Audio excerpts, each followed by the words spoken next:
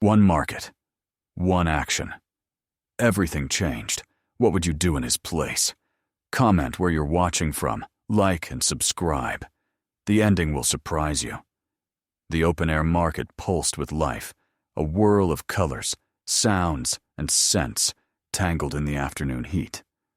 Plastic bags rustled like restless birds, coins clinked between calloused hands, and the cries of vendors rose and fell in a rhythm older than the city itself.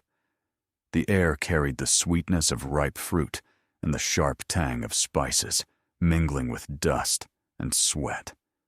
People moved shoulder to shoulder, bartering, laughing, shouting across crowded aisles.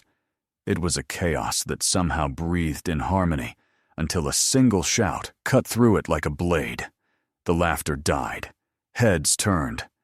Near a stall draped with faded cloth, a heavy-set man loomed over a young woman who stood frozen behind her stand. His voice tore through the air, hoarse, raw with anger, as he waved a handful of coins. He accused her of cheating him, his words growing louder, crueler, until they filled the space like thunder. The girl, small and slight, with a stained apron and trembling hands, could barely meet his eyes. Her lips moved as if to explain, but no sound came out. She looked at the ground, clutching a rag so tightly that her knuckles whitened. Her silence only enraged him more. He slammed his fist on the wooden counter, making the stall shake. Oranges rolled to the dusty ground, bumping against worn shoes. The noise seemed to echo forever. The man leaned closer, his breath hot, his face red, veins standing out along his neck. His insults grew sharper, cutting into her like shards of glass. Shoppers slowed, then sped up, pretending not to notice. A woman tugged her child's hand and turned away.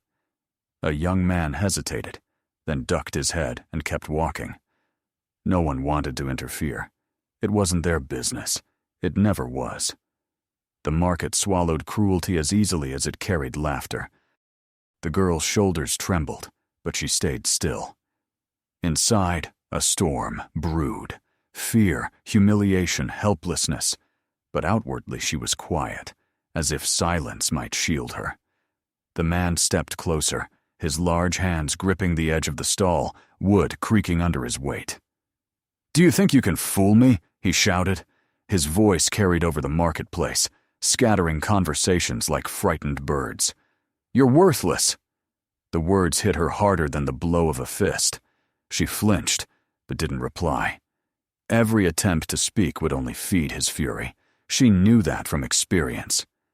Around them, life pretended to continue. Vendors sold fruit, customers haggled, but all at a distance, careful, cautious, unwilling to get too close. The world moved, and yet everything felt suspended around that small storm of cruelty. The girl tried to step back, but the man slammed his fist again, cracking the wooden frame. The noise jolted nearby stalls. A few people gasped but said nothing. "Look at me when I talk to you," he bellowed, his hand darting forward to grab her wrist.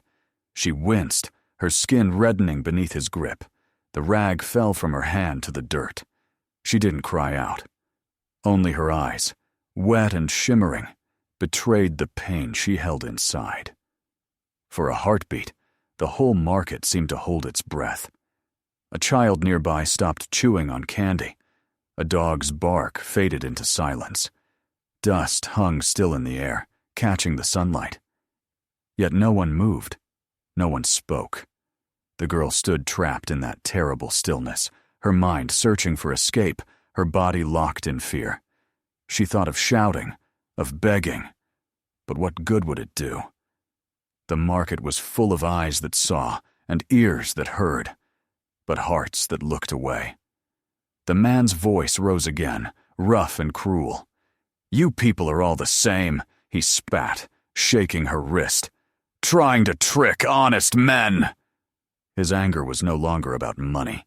It was something deeper, something ugly and hungry that needed someone small to devour. The girl's breath came in shallow gasps. She wanted the earth to swallow her, to disappear into the noise, into the dust. The other vendors shifted uncomfortably but stayed silent. One muttered a prayer under his breath. Another stacked fruit, pretending to be busy. The air grew heavy with shame that belonged to everyone and to no one. The man's voice echoed once more, sharp and final, like the crack of a whip. Then, as if the market itself could no longer bear the sound, the noise faded into uneasy quiet. The girl's eyes were fixed on the ground, her hands trembling, her heart pounding like a trapped bird's. The man straightened, his breath harsh, his rage still burning. The crowd had turned away, but she could feel their avoidance like a wall. She was alone among hundreds. And as the last echo of his voice died in the air, the sun dipped lower, throwing long shadows across the stalls. The moment hung there, heavy and unfinished, waiting for something, or someone, to break the silence. From the edge of the crowd, a new rhythm entered the silence, the slow and steady sound of boots against the packed earth. The noise spread through the uneasy quiet, like the beat of a distant drum. People turned their heads as a tall figure approached through the narrow aisle between the stalls. His steps were calm, deliberate, unhurried, yet there was something in the way he moved that parted the crowd before him. He wore a black jacket that shifted with the wind, its fabric catching the last rays of the afternoon sun. His hair was tied back neatly, his expression unreadable, but his eyes, dark, sharp, and steady, carried the weight of discipline and purpose. This was Steven Seagal. He didn't shout or push. His mere presence was enough to command attention. The man who had been yelling still hadn't noticed him. He was too consumed by his own fury, his words spilling out like venom, each insult louder than the last. The young woman stood motionless, her wrist still red from his grip, her eyes fixed on the ground. The air around them was thick with tension, but then a hand came to rest on the man's shoulder. Firm, quiet, and unshakable. The aggressor froze. The touch wasn't violent, yet it carried the kind of authority that came from absolute control. Slowly he turned his head, meeting Steven's gaze. For a moment, no one spoke. Even the market seemed to stop breathing. When Steven finally spoke, his voice was low and even, but every word struck with precision. "That's enough," he said. "You should be ashamed of yourself. She's just doing her job." The man blinked, confusion replacing anger for a heartbeat. Then his pride kicked in. He jerked his shoulder back, trying to shake off the grip, his voice cracking with forced bravado. "This isn't your business," he snapped. Steven didn't flinch. His stance was relaxed but immovable, the stance of a man who didn't need to prove anything. "It becomes my business," he said quietly, "when someone stronger thinks they can crush someone weaker." The man opened his mouth to retort, but the words never came. Something in Steven's eyes stopped him. It wasn't threat. It was certainty. Calm, unwavering. Around them, the crowd began to stir. Phones appeared in hands recording the scene. Whispers ran through the market like wind through dry leaves. The air, once thick with indifference, now hummed with anticipation. The young woman finally lifted her gaze. Her eyes met Steven's for a brief second, and in that moment, something shifted inside her. A small spark, a fragile feeling she hadn't known for a long time. Hope. The man, still trying to hold on to his rage, pointed a trembling finger at Steven. "You don't know who you're talking to," he growled, his voice unsteady. Steven's expression didn't change. "I don't need to," he said. "I can already see the kind of man you are." The market seemed to shrink around them, sound falling away, until there was only the distant buzz of flies and the soft creak of a tarp in the wind. Steven took a small step forward, not aggressive, but decisive. The man stepped back without realizing it, his weight shifting in hesitation. The difference between them was obvious now. one ruled by anger, the other by control. The girl's breathing slowed. Her trembling hands loosened around the rag she had dropped earlier. The crowd watched, spellbound. For the first time that day, someone had stepped forward instead of turning away. Steven's tone softened slightly as he turned his head toward her. "Are you all right?" he asked. The girl swallowed hard and nodded. Her voice failed her, but her eyes said enough. Steven gave a slight nod in return. Then his attention returned to the man. "You've made your point," he said evenly. "Now walk away." The aggressor hesitated, his mouth twisting between fear and pride. The crowd had turned against him, their silent stares heavier than any words. He looked around and saw only judgment reflected back. His bluster was draining away, leaving behind something small and hollow. "I didn't do anything wrong," he muttered weakly, but his voice was lost in the murmurs of those watching. Steven didn't move, but his presence filled the space like a wall. The man finally took a step back, his shoulders tense, his jaw clenched. The girl remained behind the stall, her hand still trembling, but her eyes never left Steven. He turned slightly, positioning himself between her and the man, his black jacket shifting with the breeze like a banner. For a long moment, no one spoke. Then Steven's voice cut through the air once more, soft, but with the force of finality. "You've done enough," he said. "Leave her alone." The aggressor's lips parted, but no sound came. Whatever fight he had left dissolved under that calm gaze. He stepped back again, breathing hard, his anger turning to something closer to shame. The crowd parted for him, their silence heavier than any insult. Steven stood still until the man's figure disappeared into the maze of stalls. Only then did the noise of the market begin to return, quietly at first, then gradually, as if the place itself was exhaling after holding its breath too long. The young woman stood behind her stand, eyes glistening, unsure whether to cry or speak. Steven met her gaze once more, his tone now gentle. "It's over," he said. She nodded, unable to find words, her throat tight with emotion. Around them, whispers spread through the crowd, not of gossip, but of awe. People had witnessed something rare, a confrontation resolved not with violence, but with restraint. As the sun slipped lower and painted the market in shades of amber, Steven turned slightly, scanning the space one last time.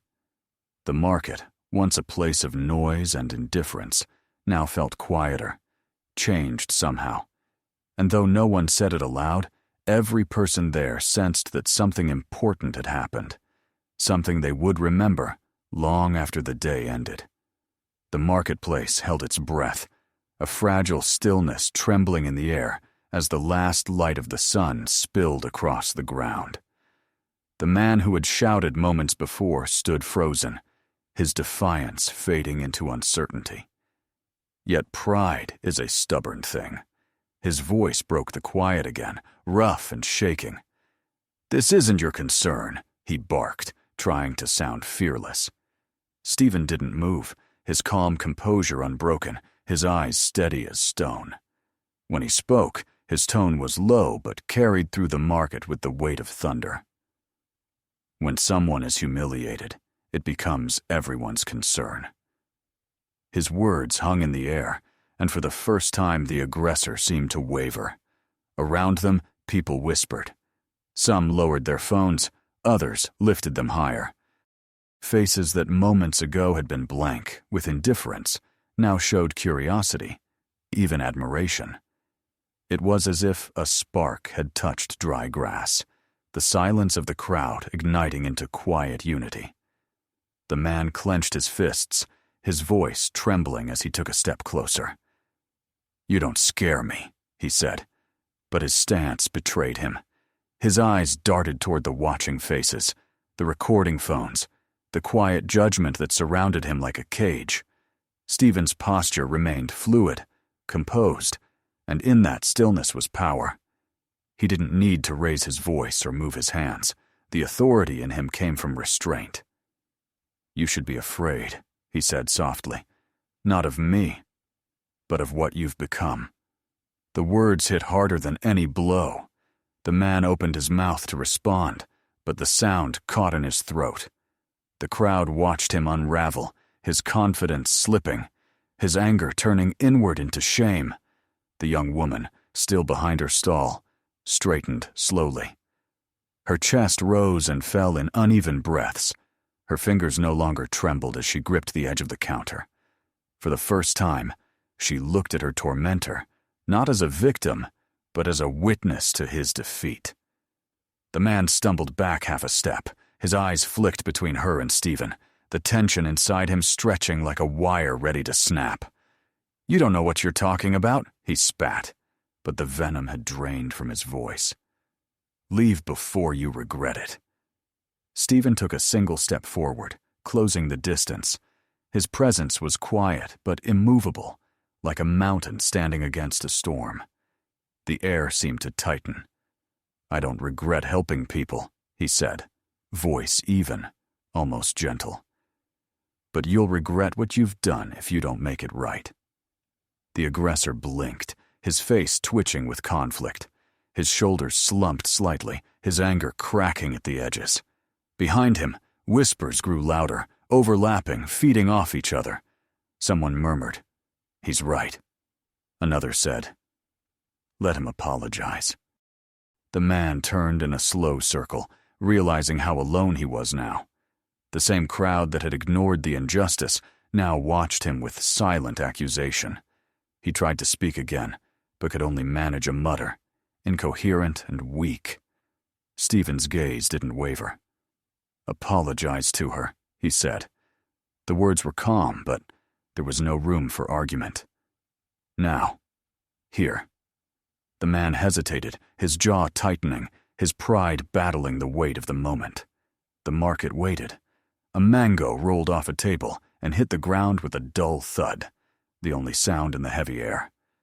Then, finally, the man's shoulders sank. He lowered his eyes to the ground. "I'm sorry," he whispered. Steven's voice came again, sharp but quiet. Louder. "Let her hear you." The man's throat worked, and he forced the words out. "I'm sorry," he shouted, his voice cracking. "I shouldn't have yelled. I shouldn't have touched you. I was wrong." The words echoed through the rows of stalls. The girl blinked, her eyes glistening. Her hands, once clenched in fear, relaxed. A wave of relief broke over her, soft but deep. For the first time that day, she took a full breath. Around them, the crowd erupted in low murmurs of approval. Some people clapped. Others nodded. The market, which had moments ago been frozen in apathy, began to move again, but now with warmth, with life. Steven turned to the young woman. "You're safe now," he said gently. "You did nothing wrong." She looked at him, her lips trembling into the faintest smile. "Thank you," she managed to whisper. The aggressor stood frozen, shame written across his face.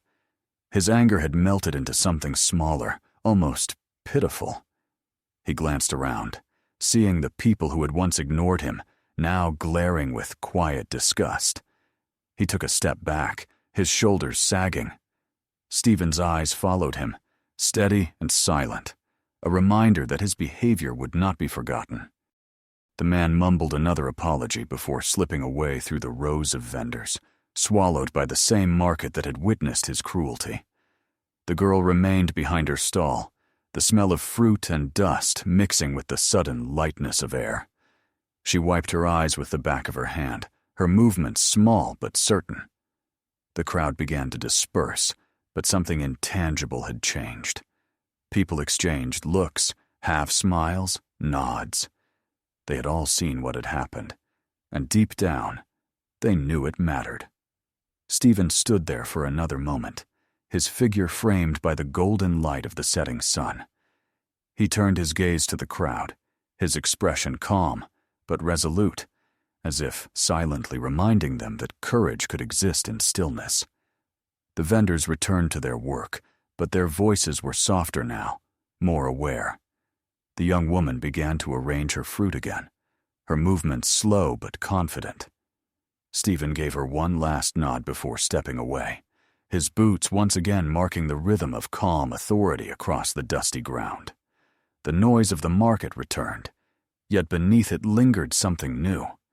A quiet respect, a sense that the world, at least in that small corner, had been set right. The video spread across the internet before the sun had fully set. What began as a moment in a small marketplace became a storm of attention, replayed thousands of times, shared across cities and languages.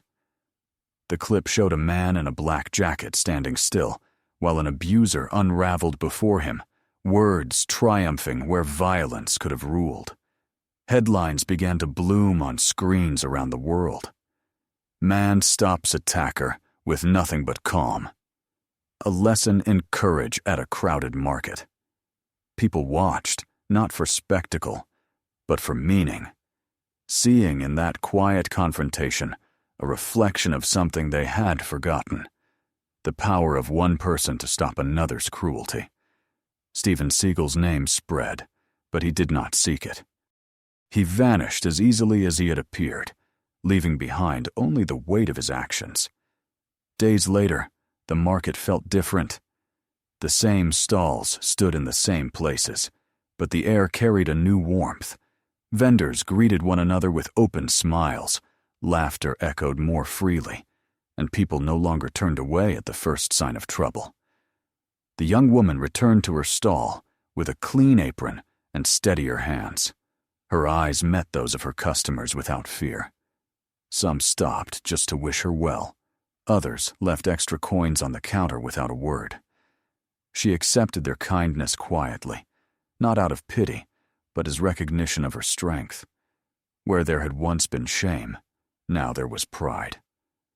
One afternoon, as she arranged a pile of oranges, she noticed the reflection of a phone screen showing her own image, the moment of her rescue, frozen in time. She paused, smiled faintly, and turned away to help the next customer. Nearby, an older vendor placed a vase of flowers beside her stall, a simple act of solidarity.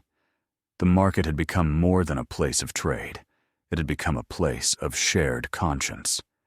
People spoke softly about the man in the black jacket, about how he stood between cruelty and silence. Some called him a hero, others a mystery.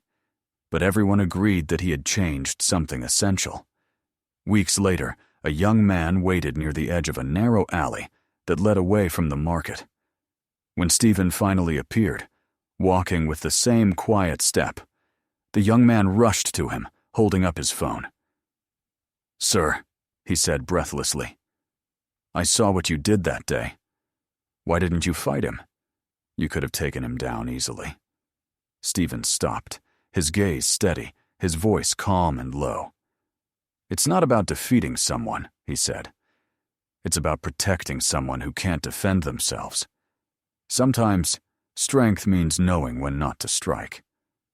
The young man hesitated, his expression thoughtful, the phone lowering in his hand. Steven looked at him again, his eyes reflecting the pale light of dusk. "Violence can silence one person," he continued, "but restraint can awaken everyone else." The young man nodded slowly, understanding more than words could explain. Steven walked past him, his shadow stretching long across the cobblestones as the sky deepened into gold. Back at the market, life continued, but the story lingered like a whisper between stalls.